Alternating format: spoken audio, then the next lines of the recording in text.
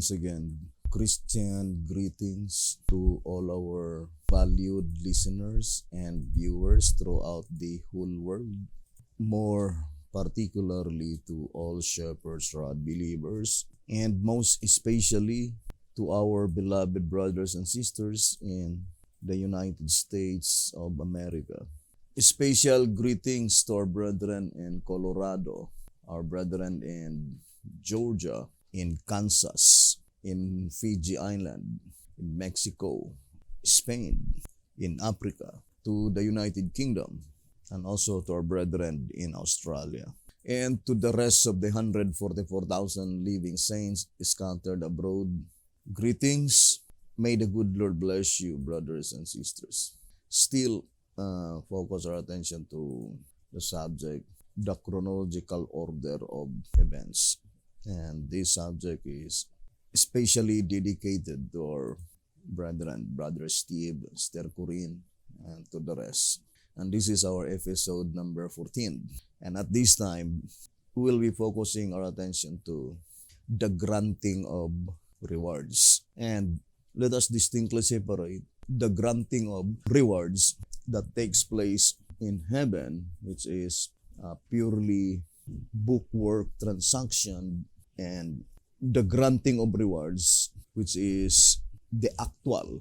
It is granting immortality, whether by translation or by resurrection. Now, let us read again the statement in 2SR 234 rather. 2SR 234. Why only 2 kinds of cereals brought to view? Why not 5? The 2 cereals are sufficient to illustrate the thought and to clear the lesson. But the chief reason for only 2 is to draw attention to the first and last calls, because reference is made of but 2 Israels, namely Israel after the flesh, the descendants of Abraham, and Israel after the Spirit, the 144,000. But the object of the lesson is for the latter, who are hired at the 11th hour. For the truth of the parable has never been understood by any other company.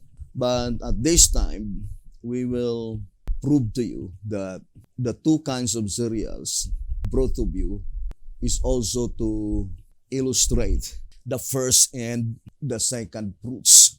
As far as the Bible is for prophecy and the shepherd's rod, we know that there are only 2 fruits, the first fruits and the second fruits. So let us focus our attention to the first fruits and the second fruits, both to the dead and to the living. Now, I would like to read track number 3 on page 84 and page 85.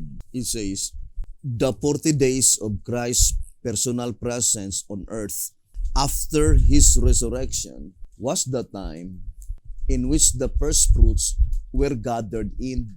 For after his ascension, the Christians closeted themselves in the upper room and did not emerge to preach the truth until the Pentecost. The 120 who received the power of the Spirit on the very day the wave loaves were offered were therefore the antitypical wave loaves, signifying the completeness of the first fruit harvest. Subsequently came the second fruits of the dead, in the period of which the tares were commingled with the wheat. Now, I would like to read first the statement on track number 3, page 83. It says, beginning from page 82, as the light focusing to this point clearly reveals that the Pentecost after the resurrection was for the ingathering of those who were to die. There must correspondingly be a Pentecost for the ingathering of those who are to be translated. And by this same token of logic, the wave sheep and the wave lobes must have a double application, each to the dead and to the living, together comprising the total fruits of the antitypical harvest. Now, I will try my best with the help of the Lord that, if possible, I could be able to explain this very important subject, and seems very complicated, but we know that the deeper the subject is, the more glorious the truth contained therein. So the shepherd's rod plainly told us that the wave sheep and the wave lobes has a double application, each to the dead and to the living. But the dead and the living was illustrated only by two fruits, the first fruits and the second fruits. Now, so let us now categorize all the first fruits and all the second fruits. So, hoping that God would help us, brothers and sisters. Now, here in track number 3 on page 79, it says, let's read, "So Christ, the first fruits, and those who with him at his resurrection came forth from the grave, raised to everlasting life, were the antitypical wave sheep of the dead." So, they were the antitypical wave sheep of the dead. And since the wave sheep of grain pointed forward to the ingathering of the first fruits of the field, just so those who arose with Christ, being first fruits of the dead, pointed forward to the ingathering of the gospel first fruits, the 120 disciples. So, those that had been resurrected together with Jesus Christ at 6 a.m., they were called as the first fruits. But the 120 disciples is also called the gospel first fruits, although Jesus Christ is all in all, according to the shepherd's rod. Jesus Christ signify all in all. Now, let us focus our attention to the first fruits that had been resurrected together with Jesus Christ. Who are they? The corresponding second fruits of those that had been resurrected together with Christ's resurrection. Now, let us go back again to the statement in track number 3, page 84. It says, "The 40 days of Christ's personal presence on earth after his resurrection was the time in which the first fruits were gathered in." So, that is after his resurrection. It says, the 40 days of Christ's personal presence on earth after his resurrection was the time in which the first fruits were gathered in. For after his ascension, the Christians closeted themselves in the upper room and did not emerge to preach the truth until the Pentecost. The 120 who received the power of the Spirit on the very day the wave lobes were offered were therefore the antitypical wave lobes, signifying the completeness of the first fruit harvest. So the 120 disciples had two significance. They signify the first fruits, and here they also signifying the antitypical wave lobes, by which on that day of Pentecost, when they received the power, that Pentecostal power, it signified the completeness of the first fruit harvest. Then it says, subsequently came the second fruits of the dead, in the period of which the tares were commingled with the wheat.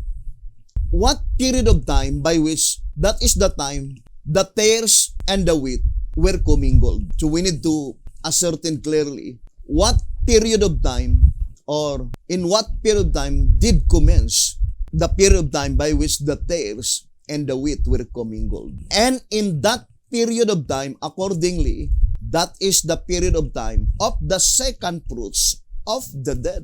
And that second fruits of the dead, who are they? Their corresponding first fruits.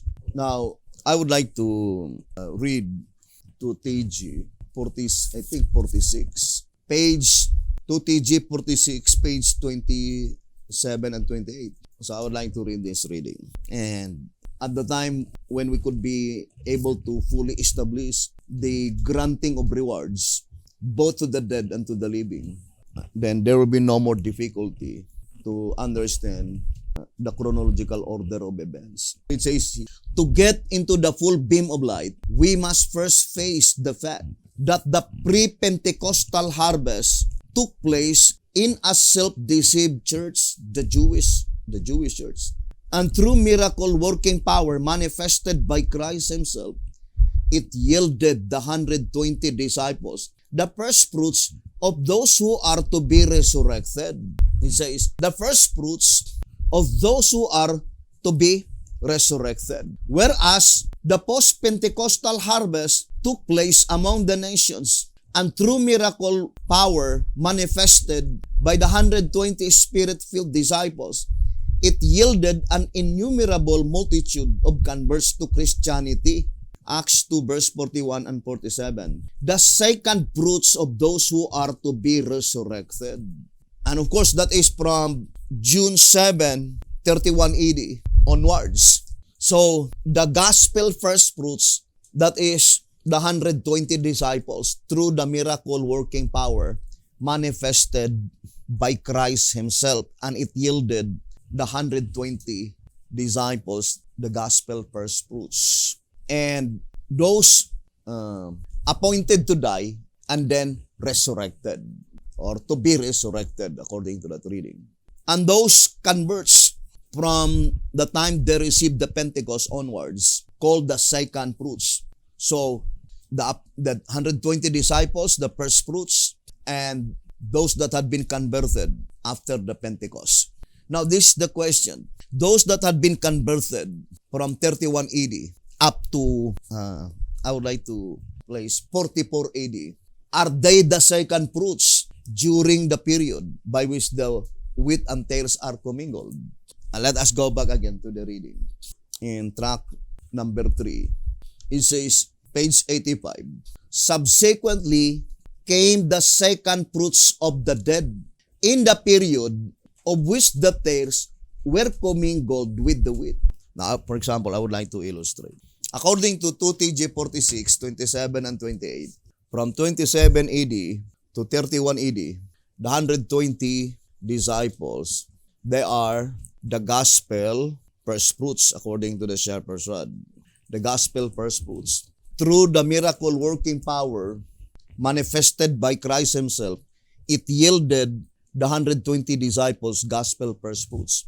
And those that had been converted after the Pentecost, I would like to put here 44 AD. This is the second fruits. The second fruits are of the gospel. Now, the question is that, is this the second fruits mentioned in track number 3, page 85? The second fruits during the period by which the wheat and tares are commingled. Is this the second fruits mentioned in that reading that had been converted during this period of time? I would like to read again the statement. Track number 3, page 85. Subsequently came the second fruits of the dead in the period of which the tares were commingled with the wheat. So, I would like to repeat again the questions. Does the second fruits mentioned in track number 3, page 85, during the period by which the wheat and tares are commingled, is this the second fruits during this period of time? Does the period from 31 AD to 44 AD is the period of time by which the tares and the wheat are commingled? Now, I would like to read first answerer number 2 on page 10. As a result of persecuting the woman, Satan was ironically only helping rather than hindering the divine purpose. Indeed, the church field, Matthew 13 verse 38, grew only pure wheat, the net. Verse 47, caught only good fish, because against such a persecution, only the faithful dared take their stand for truth and to become members of the hated sect.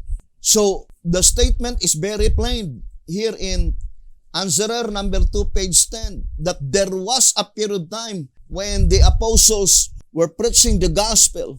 There is no tares, or there are no tares that had been joined into the church. The only one who joined the church are purely wheat, only good fish that had been converted at that time. So it could not be the period of time mentioned in tract number 3, page 85. In the period of time by which in the church, the tares and the wheat are commingled. So we need to study closely, brothers and sisters, the history as well as the prophecy. And that is the reason why our Almighty God followed that particular rule, 3-hour schedule, according to 2 SR 237, to present to His church the exact time of her history by periods. So when does that period of time by which the wheat and tares in the church began to commingle? We already read in answerer number 2, page 10, that during that great persecution, brothers and sisters, only pure wheat grow into the church. There is no tares. There is no bad fish. Only good fish. Now, I would like to read tract number 3 on page 60 and 61. The evil, tract number 3, page 60. The evil of allowing the devil freely to sow the tares among the wheat has existed in the Christian church since the passing of the apostles. In page 61, it says, as the period since the passing of the apostles has been the wheat and tare growing time. When does the commingling of wheat and tares in the church? After all the apostles died. After all the apostles died, brothers and sisters, according to tract number 3, page 60 and page 61. And we know that the last apostle who died is John the Beloved, and he died on 100 AD. So the church, the Christian church that had been the period of time of commingling the wheat and the tares commenced in the period of Ephesus. The first candlestick on Revelation chapter 2, and that was on 100 AD. That was in 100 AD. So therefore, it cannot be applied as the second fruits, brothers and sisters, the second fruits in the period by which the wheat and the tares are commingled. So that statement in tract number 3, page 85, can be none other than pointing to the proceedings in the heavenly sanctuary. Now, when does the proceedings in the heavenly sanctuary did commence? First, let us read in tract number 3, page 18. It says, hence, his mediatorial work began first in the holy, then in the most holy. Tract number 3, page 18. So Christ's mediatorial work began first in the holy place and then in the most holy place. Now, the most important question is that, when does Christ's mediatorial work in the holy place, in the heavenly sanctuary, did commence? Now, I would like to read first tract number 3, page 85. Let us read tract number 3 on page 85. The statement. Just as Christ and those whom He raised and took with Him became the prototypical sheep, betokening the ingathering of the first fruits, the 120 of those who are to be resurrected. So also, when entered upon His priestly ministration in the first apartment of the heavenly sanctuary. What is the first apartment in the heavenly sanctuary? Holy place.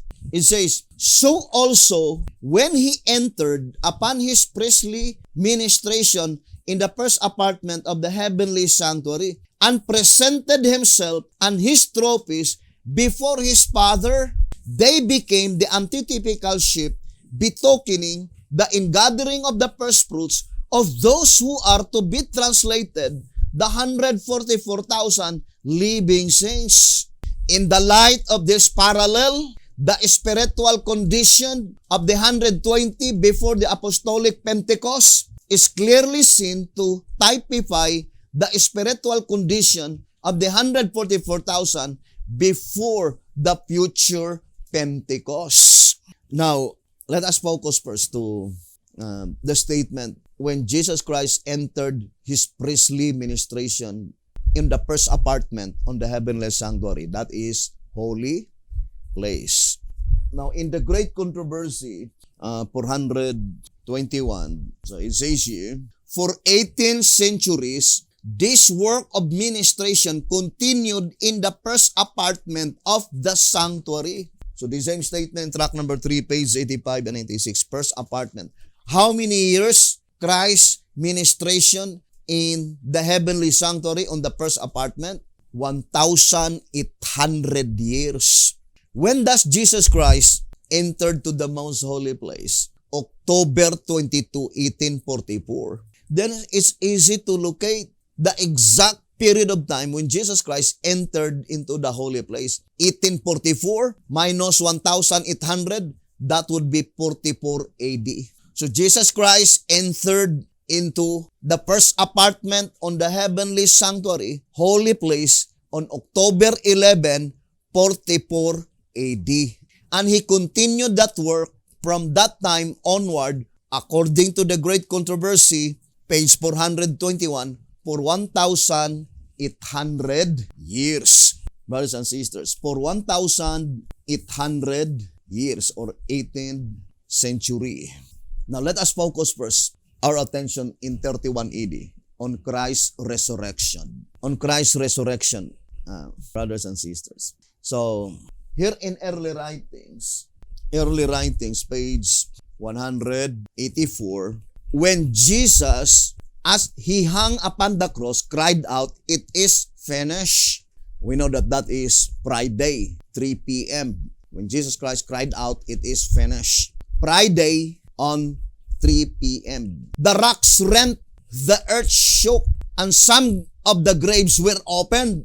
When he arose, a victor over death and the grave, while the earth was reeling and the glory of heaven shone around the sacred spot, many of the righteous dead, obedient to his call, came forth as witnesses that he had risen. Those favored rising saints came forth glorified. They were chosen and holy ones of every age, from creation down even to the days of Christ. Thus, while the Jewish leaders were seeking to cancel the fact of Christ's resurrection, God chose to bring up a company from their graves to testify that Jesus had risen and to declare his glory. Early writings, page 184. So, those that had been resurrected on 31 AD are selected from the first 3 seals. Some of them are from the first seal. Some of them are from the second seal. And some of them are from the third seal. Because from creation to 31 AD, that is the period of the first 3 seals, as stated in 2SR, page 221. Now, brothers and sisters, let us distinctly separate, brothers and sisters, those that had been resurrected on the time when Jesus Christ cried, "It is finished," brothers and sisters, and those that had been resurrected together with the resurrection of Jesus Christ, and those that had been resurrected after Christ's resurrection. So, we need now to distinctly separate those events that had been revealed by God through the 3 hours schedule. But the fact is that all of them are first fruits. Therefore, those that had been resurrected at 31 AD, some of them are the first fruits of the first seal. Some of them are the first fruits of the second seal. And some of them are the first fruits of the third seal. So, of course, the second fruits must be the second fruits of the first seal, the second fruits of the second seal, and the second fruits of the third seal. So at this time, we need to perfectly match the corresponding first fruits and second fruits. So I would like to enumerate again. Those that had been resurrected in 31 AD, all of them are first fruits. They were categorized by the shepherd's rod as first fruits. But we need to understand that they are selected from creation down to the days of Christ, early writings 184. Therefore, those that had been resurrected in 31 AD, first fruits of the first seal, first fruits of the second seal, first fruits of the third seal. So we need to find out who are they, the corresponding second fruits of these first fruits that had been resurrected in 31 AD.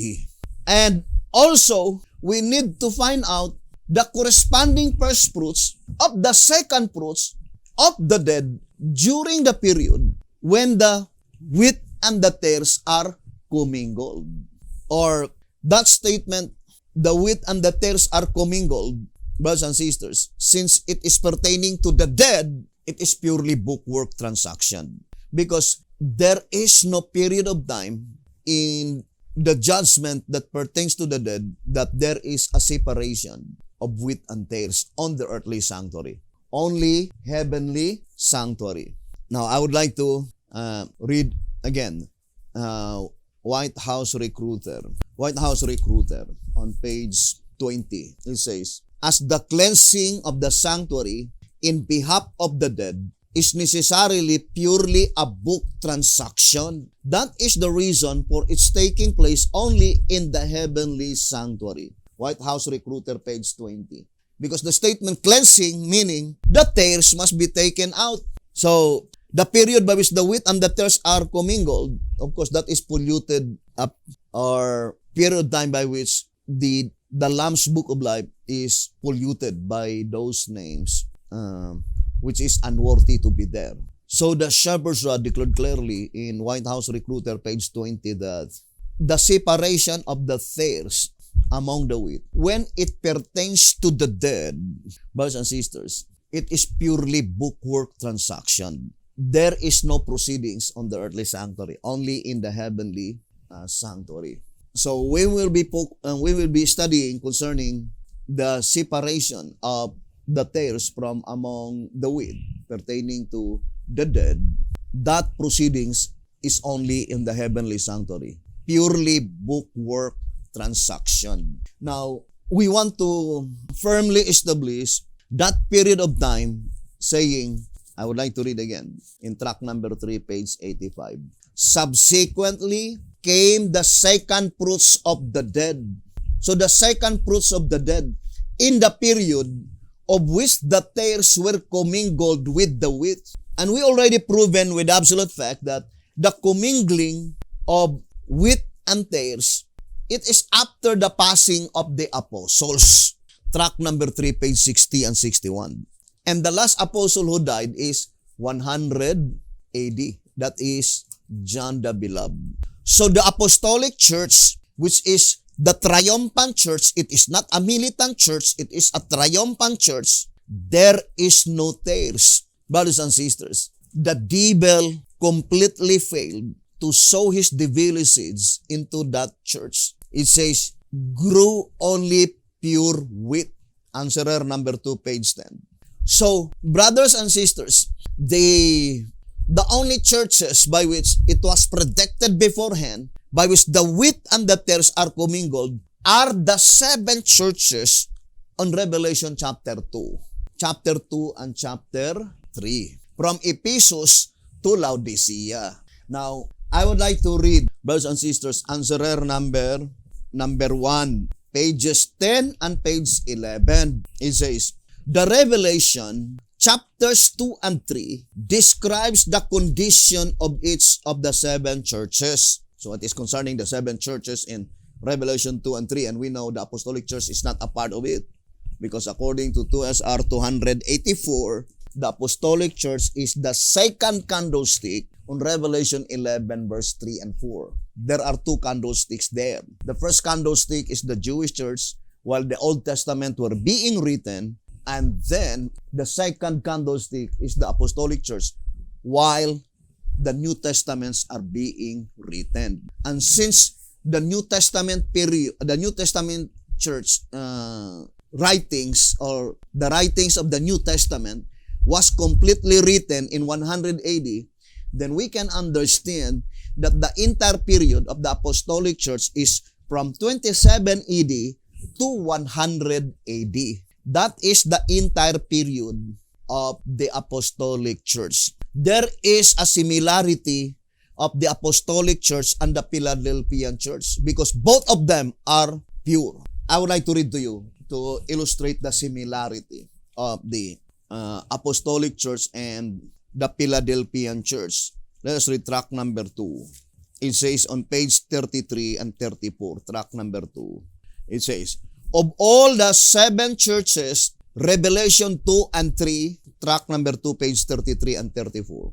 Of all the 7 churches, Revelation 2 and 3, only the Philadelphian, the Millerite church did not run afoul the same satanic practices. Ever true to God, it closed its brief but spotless career in 1844. Its appointed destination, having lived its entire life under the personal supervision of its founder, it was never new modeled. Track number 2, page 33 and 34. So, there is similarity because the entire period of the Apostolic Church from 27 AD to 100 AD, when the period of the Apostolic Church ended, also the last apostle died the same year, 100 AD. Although the Millerites movement ended, according to 2SR page 97, ended in 1844, but Miller was still alive. But both of them spotless. It is a pure church. So, we have 2 examples of triumphant church, the Apostolic Church and the Philadelphian Church, brothers and sisters. Now, let us go back again to answerer number 1. Let's read on page 10 and page 11. The Revelation chapters 2 and 3 describes the condition of each of the 7 churches, the last of which is the Laodicean. These churches admittedly portray the Christian church in 7 different periods. The 7th, Laodicea, depicting her in the period just before the harvest, the last in which the wheat and tares are commingled, and the one in which she is to experience the separation of the bad from among the good. Matthew 13, verse 30, 47 to 49. Answerer, page 10 and 11. So, if we will not dig deeper, brothers and sisters, we could not be able to grasp the precious truths that had been recorded in that reading in answerer number 1, page 10 and 11. Now, if there are 7, brothers and sisters, there are 7 churches by which predicted beforehand the wheat and tares are commingled, or 7 different periods. Let us read again. It says, these churches admittedly portrayed the Christian church in 7 different periods. 7 different periods. The 7th, Laodicea, depicting here in the period just before the harvest, the last in which the wheat and tares are commingled. What is the 7th period? Laodicea. Now, let us now enumerate one by one. 7 periods, beginning from Ephesus, Smyrna, Pergamos, Thyatira, Sardis. Of course, we will not include Philadelphia because the description of Philadelphia, it says, spotless. The records of Philadelphia is spotless. The number 6 must be Laodicea. But it says 7 periods. Brothers and sisters, there is no escaping the conclusion that it must be the Period number 6, that is typical Laodicea. And period number 7, that is antitypical Laodicea. Antitypical Laodicea. To make it 7 periods, brothers and sisters. Because Philadelphian period could not be a part of it because the record is spotless. And secondly, brothers and sisters, I would like to go back again to the reading. Truth is truth, and sense is sense. Let us have them both. 1 Theses 6:32. Now let us go back again to answerer number 1, page 10 and page 11. The seventh Laodicea, and we already proved that the seventh must be antitypical Laodicea, depicting here in the period just before the harvest. What harvest mentioned here?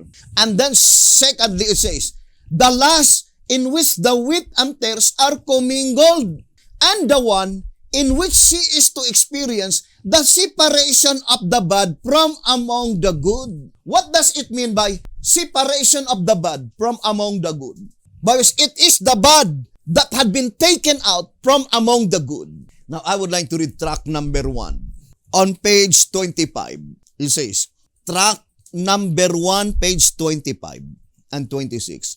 In this scripture too is seen the purification of the church, for the bad ones are taken away from among the good, and not the good from among the bad. That is, the bad that are in the net church are thrown out, and the good ones kept. Track number 1, page 25 and page 26. I think that statement is not difficult to understand. There are only 2 sections of separation. The first section, it is the bad that had been taken out from among the good. The second section, it is the good that had been taken out from among the bad. But according to that reading in track number 1, page 25 and 26, the purification of the church is pointing to the first section, by which it is the bad that had been taken out from among the good and not the good from among the bad. That is very logical. To illustrate, I would like to illustrate, brothers and sisters. For example, this is the church. If the bad will be taken out from this church, the bad taken out, then this church is purified. But if the good had been taken out from this church, the good is taken out. Can we say that this church is purified? Then if that is the case, it is the good, it is the righteous that polluted this church. The same with the book. For example, this book mix righteous and wicked. Now, if the wicked will be blotted out in this book, then this book is cleansed. This book is cleansed. Now, if the names of the righteous had been blotted out in this book, here the names of the wicked blotted out, the book is cleansed. Now, what if the names of the righteous had been blotted out in this book? Are we saying that this book had been cleansed, while the one that had been remained in this book are the names of the wicked? No.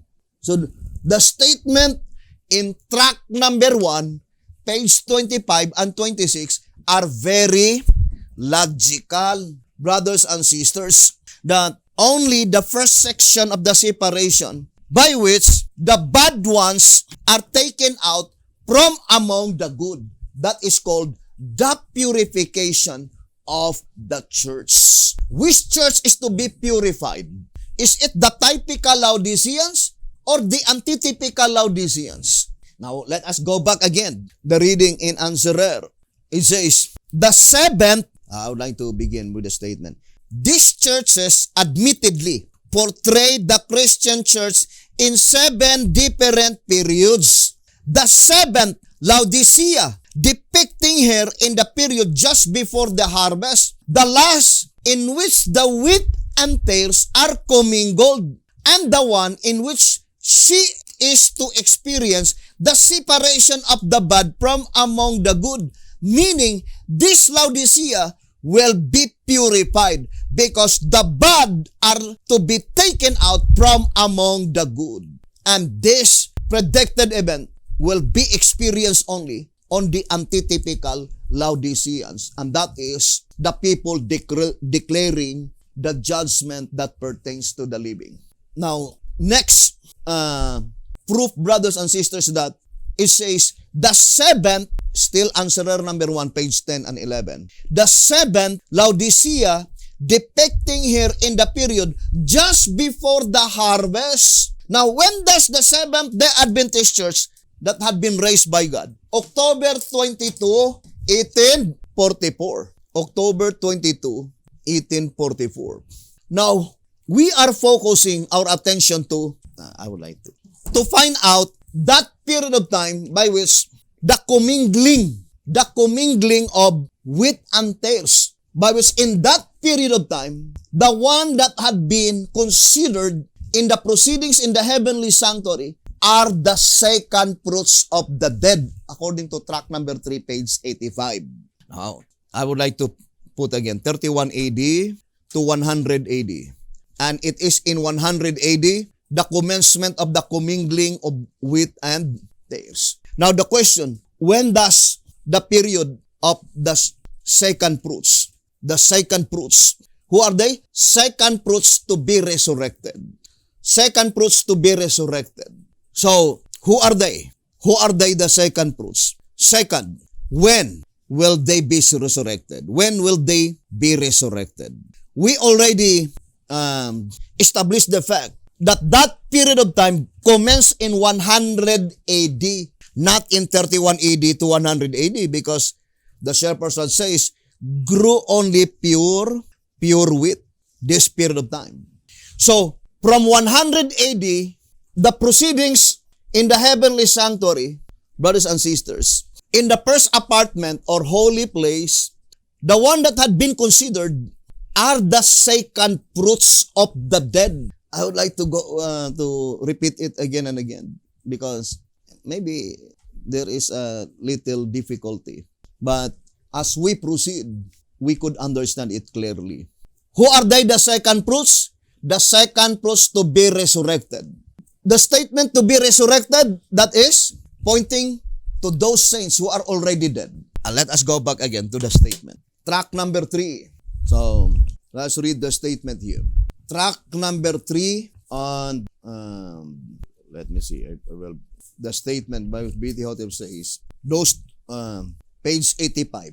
Just as Christ and those whom He raised and took with Him became the prototypical sheep, betokening the ingathering of the first fruits, the 120 of those who are to be resurrected. So also when He entered upon His priestly ministration in the first apartment of the heavenly sanctuary and presented Himself and His trophies before His Father, they become the antitypical sheep, betokening the ingathering of the first fruits of those who are to be translated, the 144,000 living saints. Now, let us distinctly separate to the statement of those who are to be resurrected and the statement of those who were to die. Now, let us read page 84.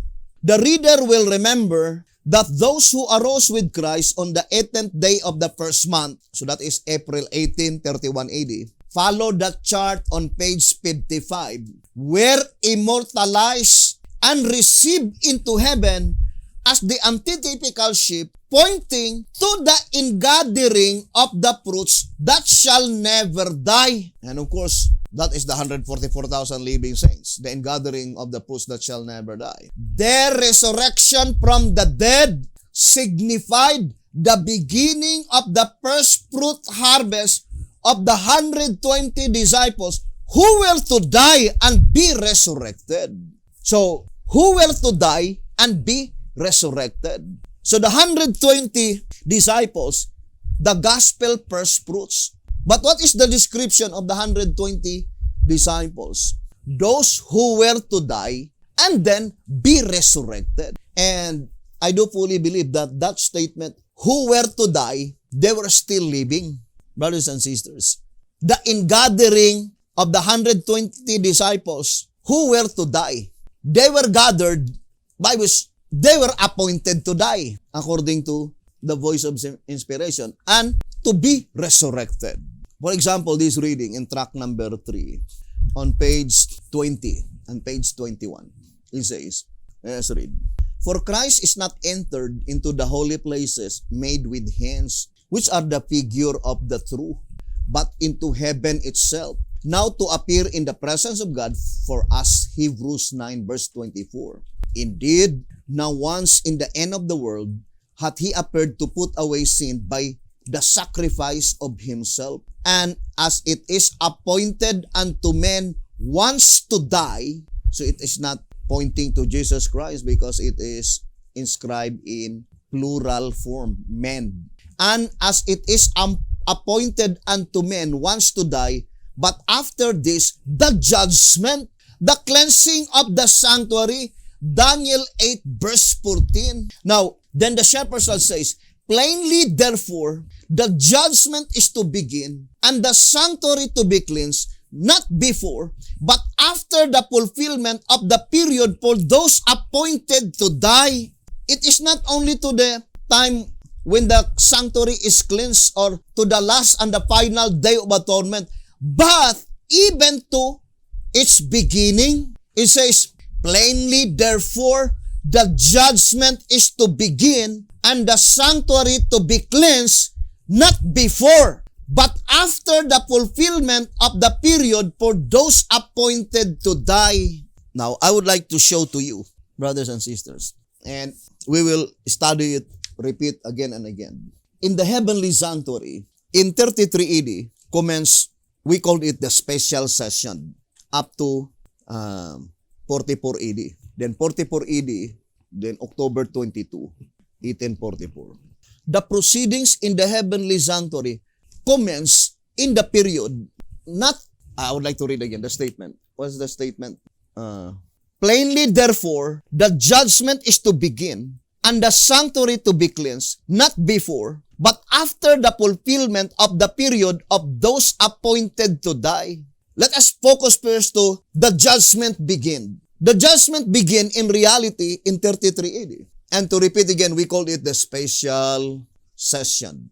Then, when the judgment began in 33 AD, then that is before 33 AD, brothers and sisters, there was no yet disciples that died. Because the judgment must begin, brothers and sisters, according to that reading, it says, plainly therefore the judgment is to begin and the sanctuary to be cleansed, not before, but after the fulfillment of the period for those appointed to die. So when the proceedings begins in 33 AD, then the apostles are appointed to die. The apostles are appointed to die. Now, how about the proceedings that commence in October 22, 1844? The same. The proceedings in October 22, 1844 commence when the constituent, some of the constituent of the fifth seal were still living. And who are they? The Millerites. Those who suffered great disappointment in October 22, 1844. They were still living, but they were already appointed to die. So the proceedings in the most holy place, October 22, 1844, begins, brothers and sisters, after the fulfillment of the proceedings of those who are appointed to die. Where? In the holy place. So the proceedings of the 120 disciples was already considered, brothers and sisters, in the heavenly sanctuary while they were still living, then appointed to die. Maybe you will ask, what proceedings? We will take that on another subject, but what we are studying here is the period of time. So that we could understand, brothers and sisters, there are 3 periods of time appointed to die. 33 AD, 1844, and then the last is under the 6th seal. The constituent of the 6th seal, the last constituent of the 6th seal, Revelation 14:13. Now let us read on 2SR. 2SR page 162. 2SR page 162. The cases of all who are sealed from 1929 to the final close of provision will be investigated before the throne in the heavenly sanctuary while living. The investigation commences after the fulfillment of Ezekiel 9, Those who are sealed from 1929 to the fulfillment of Ezekiel 9, close of provision for the church are living saints, 144,000 in number, who shall never die, translated without tasting death. Now, it cannot be construed, brothers and sisters, that the sealing of the 144,000 commenced in 1929. The sealing of the 144,000 living saints that will no longer to taste death. Brothers and sisters, when it comes to the proceedings in the heavenly sanctuary, the first fruits always indicates 144,000. So that first fruits on the earth, which is 144,000, is also reflecting the proceedings in the heavenly sanctuary. The first fruits are numbered, the second fruits not numbered. Right, brothers and sisters? So let us distinctly separate all the first fruits that pertains to the dead. Because we already read in tract number 3 that the first fruits and the second fruits has a double application, each to the dead and to the living.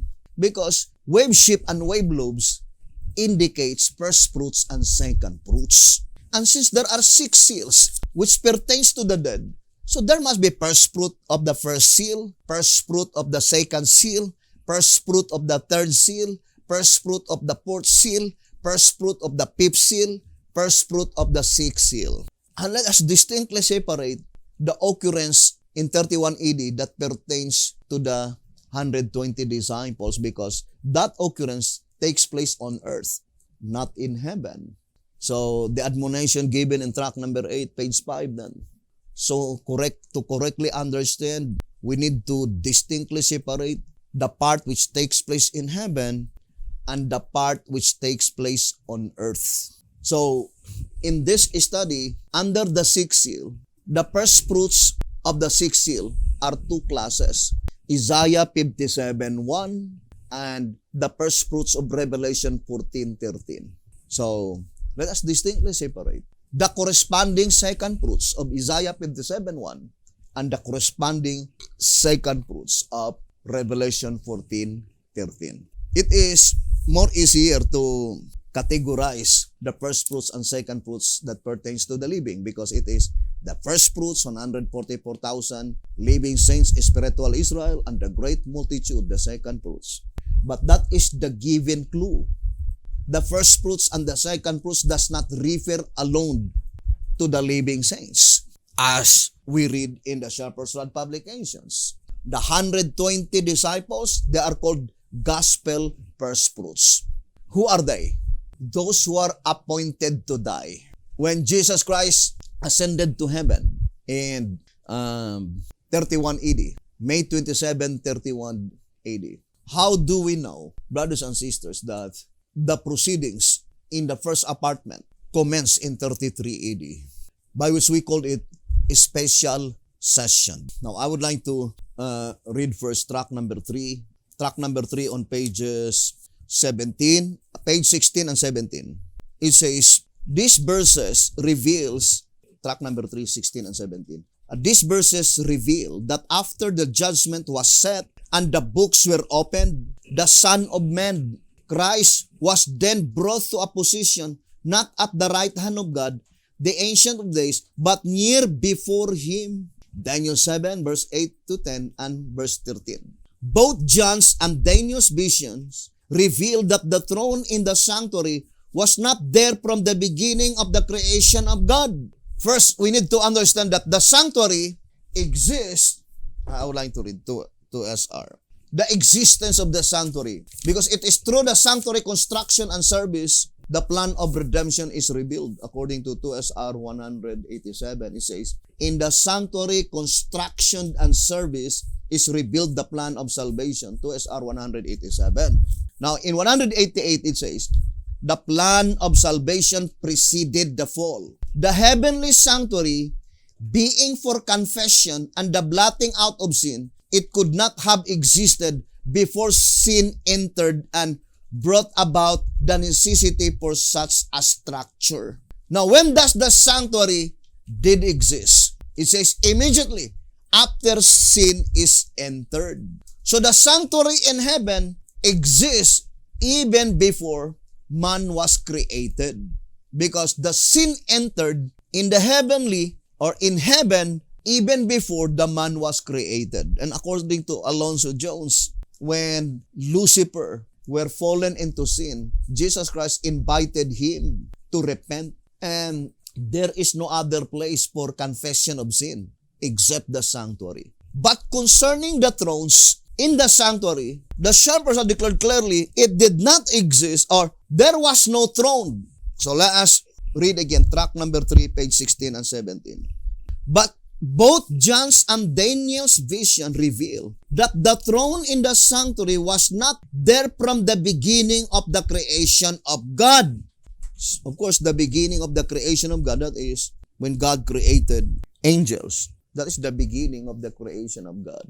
So, the sanctuary exists, brothers and sisters, when sin entered into the universe. But the throne, brothers and sisters, or at that time, there was no throne in the sanctuary. And it says, or from the days of Moses. Even in the days of Moses, there was no throne in the sanctuary.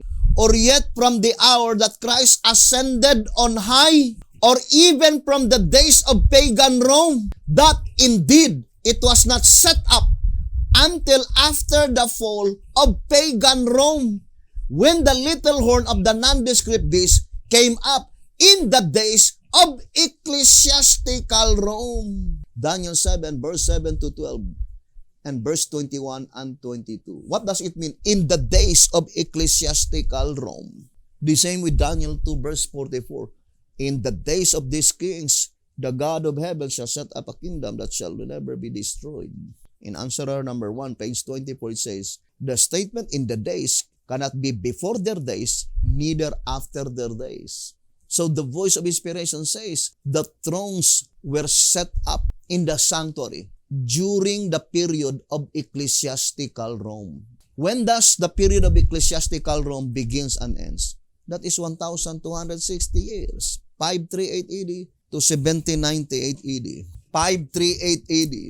So this is the entire period of when ecclesiastical Rome did reign, brothers and sisters. And it says, during the period of ecclesiastical Rome, the thrones in the heavenly sanctuary did exist. Now, let us read 2SR. 2SR, page 195 and 196. As the wings of the lion and also of the four-headed leopard beast, Babylon and Grecia represent numbers of periods as previously explained on pages 33 to 42. Then they must stand for the same on this beast. They are to point out the seal under which the judgment began, the sixth seal, therefore 6 wings. Why is it that the poor beast has 6 wings? To point out that the judgment began when the 6th seal, brothers and sisters, it says, began. Now, when does the 6th seal began? Let us read. 2SR 213. The 6th seal opens with the Lesbos earthquake of November 1, 1755. When does the, brothers and sisters, the thrones are set up? Where? In the holy place. When? In the days of ecclesiastical Rome. So within the period of ecclesiastical Rome, the thrones are set up where? Not in the most holy place, but in the holy place. So it must be within this period of time. But what is the answer? The thrones in the holy place are set up at the time when the 6th seal began. When does the 6th seal began? November 1, 1755. So here, what happened in November 1, 1755? Earthquake. Literal earthquake. So one of the occurrence when God will set up the thrones, there must be earthquake, brothers and sisters. So it must be on November 1, 1755. And we know that God the Father entered to the most holy place. Not in October 22, 1844. In October 22, 1844, it is Jesus Christ who entered to the most holy place. But in November 1, 1755, the thrones are cast down in the holy place brothers and sisters, and God the Father entered to the most holy place. And there was earthquake, literal earthquake. So in this study, the proceedings in the holy place, the judgment commenced in 1833. Within 10 years, from 1833 to October 22, 1844. So the message of William Miller in 1833, when William Miller declared that the judgment is come, is also correct. What judgment? In the holy place. Although William Miller has no understanding concerning the heavenly sanctuary. So, if we will be talking about holy place, then Sister White says 1,800 years, then 1833 minus 1,800, then you will fall on 33 AD. But we called it the special session. The regular session commenced in 44 AD. Also 1,800 years to 1844. 1,800 years. This one is also from 33 AD to 1833. That is also 1,800 years. Now, let us proceed to another passage. I would like to read track number 3. Track number 3 on page 42 and page 43. Track number 3, page 42 and page 43. In both of these parables, track number 3, page 42 and 43. In both of these parables, Christ is sounding the forewarning that the investigative judgment will take place in the time called harvest, which is the end of the world, the time in which the 2,300 days culminate, just as the angel declared. So October 22, 1844 is the commencement of the harvest. Harvest of what? Harvest that pertains to the dead. What is the other term of harvest? Cleansing of the sanctuary. So let us now go back to our reading in track number 3, page 85. Therefore, that statement, second fruits, from 100 AD to October 22, 1844, it says, second fruits of the dead. It is referring to the saints that will be resurrected on the second visible coming of Jesus Christ. All of them are categorized as the second fruits. Who are they to be resurrected in the second visible coming of Jesus Christ? Those who died under the first seal, second seal, and also third seal, fourth seal, and fifth seal. Or the shepherd's rod called them as temple. The temple.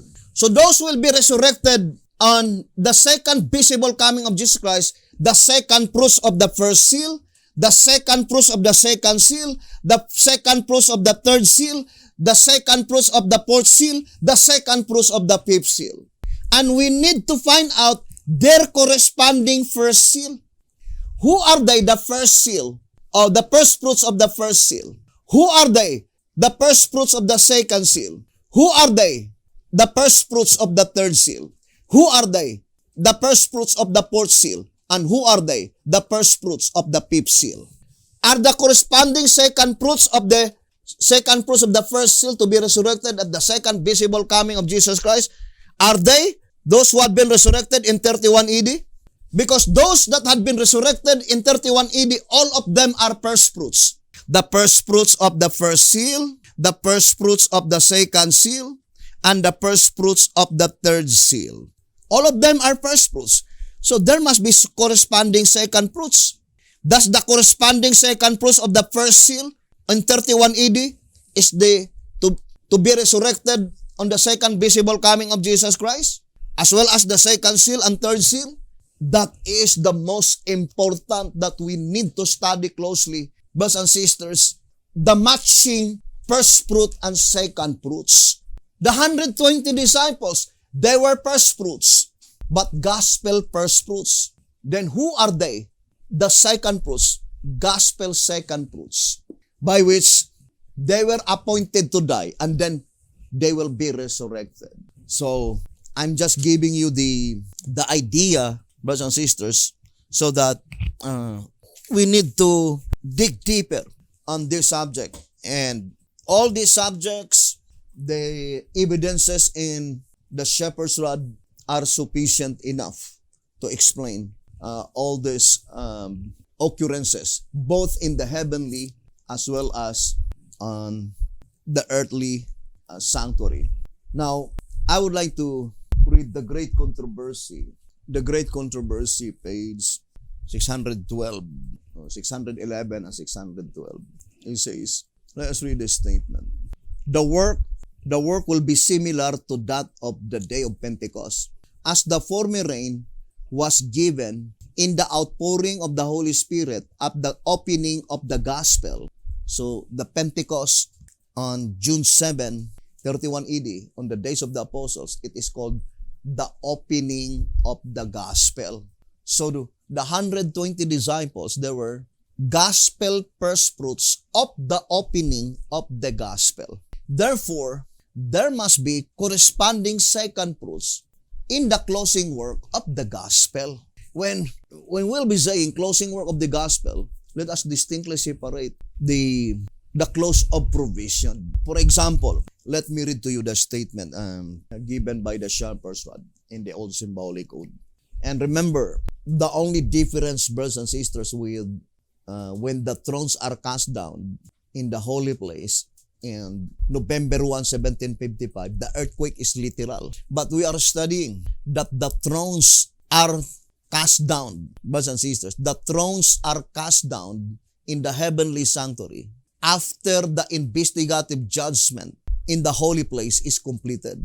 Therefore, at that time when the thrones are cast down, there must also be earthquake, but not literal, symbolical or figurative earthquake. Now, I would like to read for Symbolic Code 429, page 10.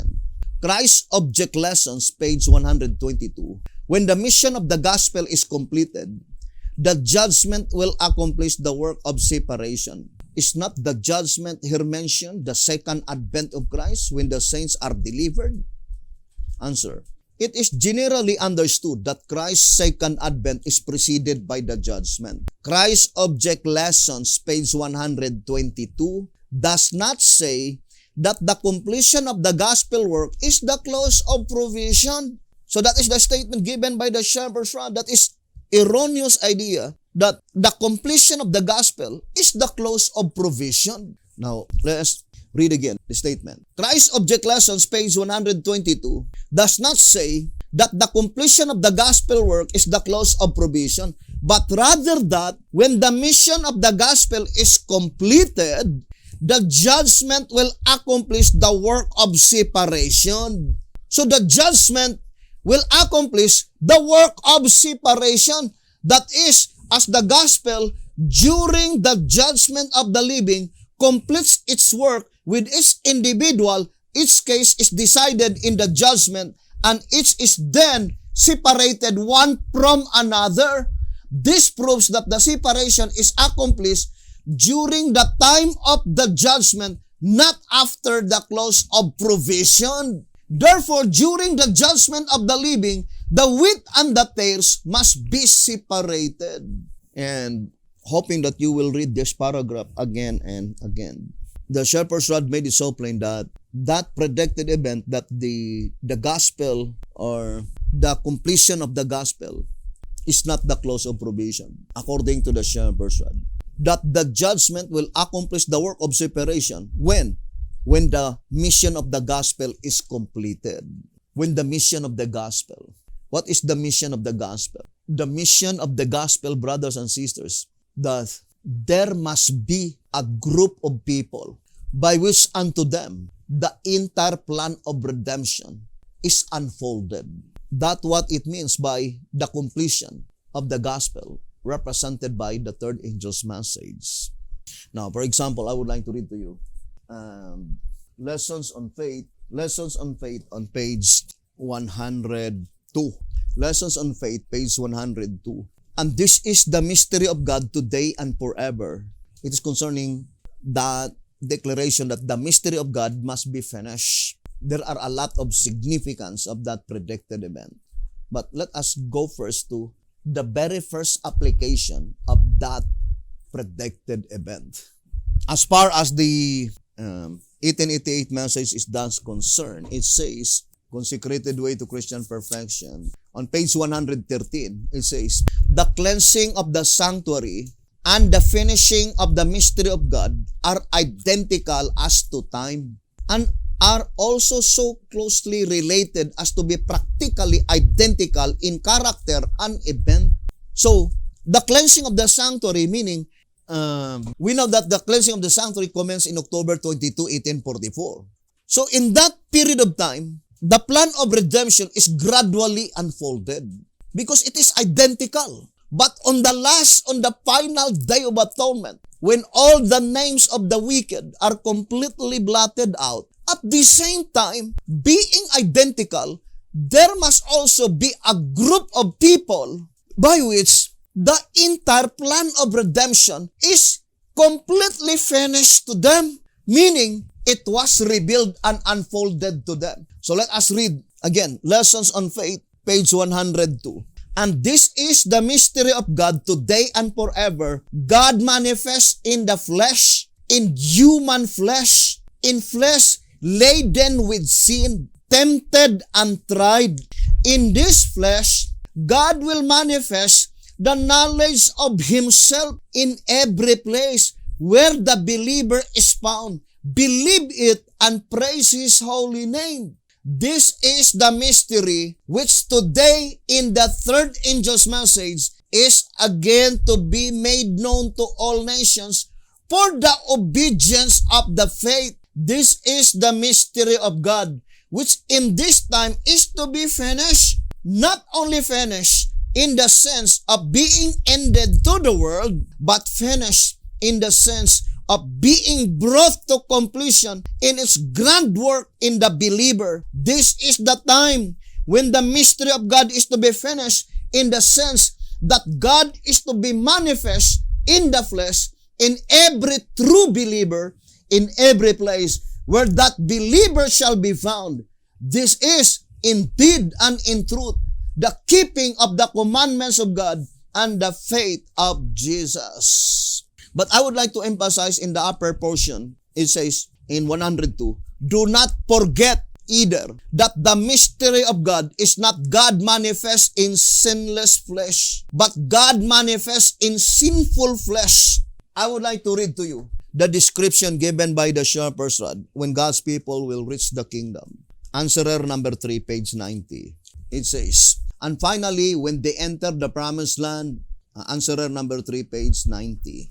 And finally, when they enter the promised land, and God gives them new hearts, and inscribe His commandments thereupon, Ezekiel 36, verse 23 to 29, then for the cleansed ones to venture to sin will be 1,000 times greater trial than it was to Joseph in Egypt when he cried out against temptation, how can I do this great wickedness and sin against God? Genesis 39, verse 9. And no more possible than it was for Christ. Indeed, sin will be as naturally abhorrent to us then as death is now. Christ made this possible by washing away our sins with His precious blood, recreating in us a sinless nature, a new heart, while taking us from among the heathen and bringing us into our own land. So when God's people reach the kingdom and then with that heart operation, their nature is no longer sinful nature. What is their nature? Sinless nature.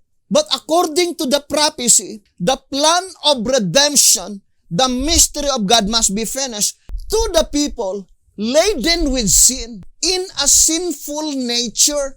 We can easily understand that such plans of redemption will be bestowed by God to His people before they reach the kingdom. Because when they reach the kingdom, their nature is no longer sinful, but rather sinless nature.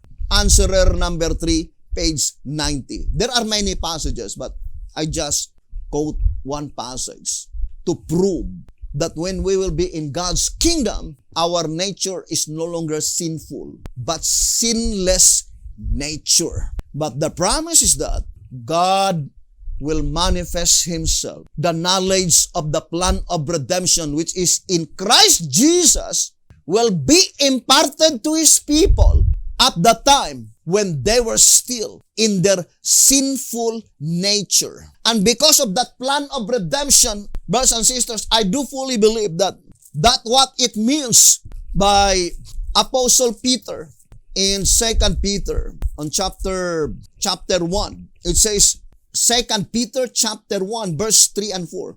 According as His divine power hath given unto us all things that pertain unto life and godliness, through the knowledge of Him that hath called us to glory and virtue, whereby are given unto us exceeding great and precious promises, that by this ye might be partakers of the divine nature, having escaped the corruption that is in the world through lust. 2 Peter chapter 1 verse 3 and verse 4.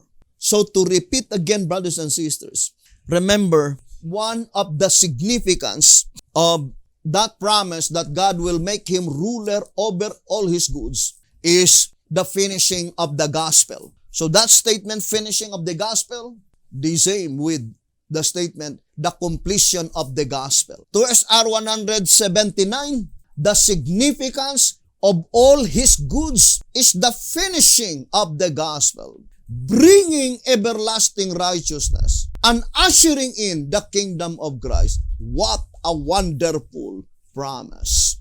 2SR 179. Now, brothers and sisters, since the plan of redemption is revealed through Christ's mediatorial work in the heavenly sanctuary, according to 2SR 187, therefore, to understand the plan of redemption is to understand the entire book of Revelation, because the vision of John reveals the entire proceeding from start to finish. Track number 15, page 13. It says, track number 15, page 13. Both seers distinctly declare that the event which they saw was the judgment. The difference between the two scenes is that Daniel was led to look into the sanctuary while preparations were being made for the judgment to convene, whereas John was led to look into the sanctuary after the judgment had been set up. In fact, John not only saw the judgment in progress, but he saw the whole proceedings from start to finish. So the book of Revelation is a revelation of the whole proceedings in the heavenly sanctuary, from start to finish.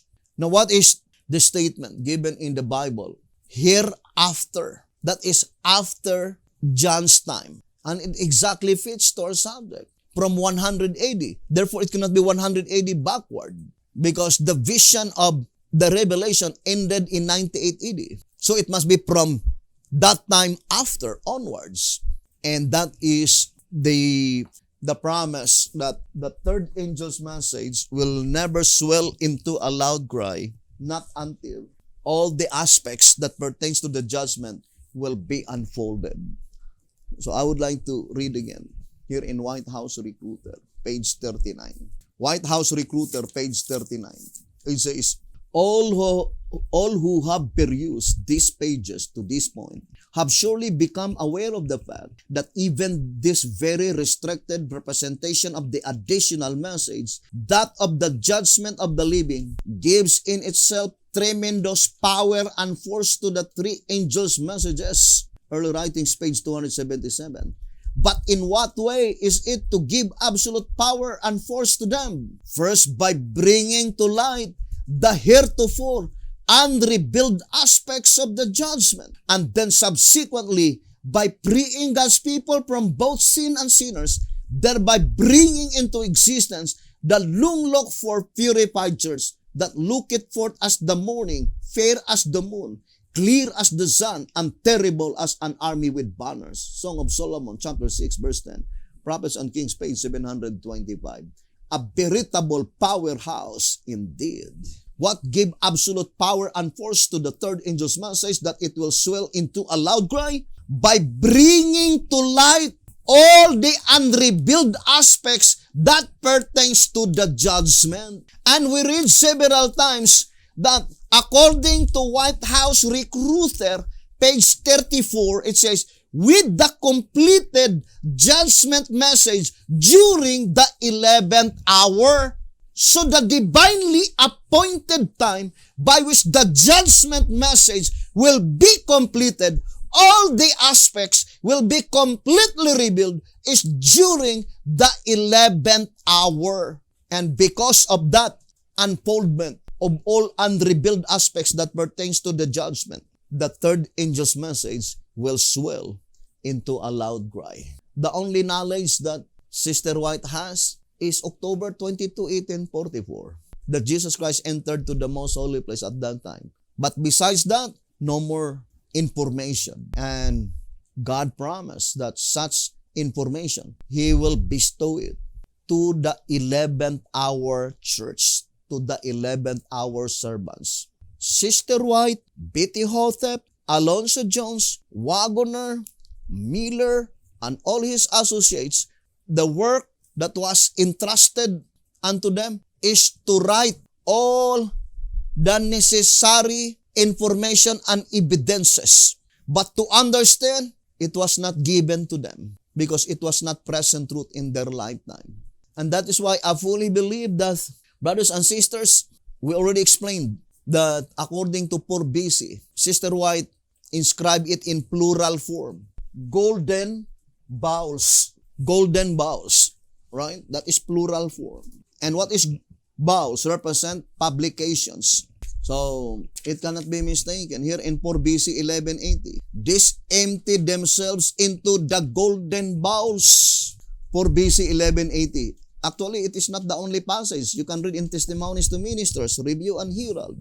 More than 10 passages in the writings of Sister White. Sister White used golden bowls. I'm wondering, was it Davidian told me when I posted in Facebook, they said, where did you get that words, golden bowls? But they did not even look at to the passage because it was quoted only in 4 BC 1180.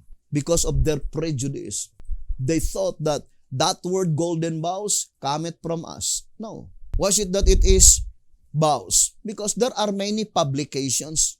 But why is it in the Bible, it is singular, golden bowl?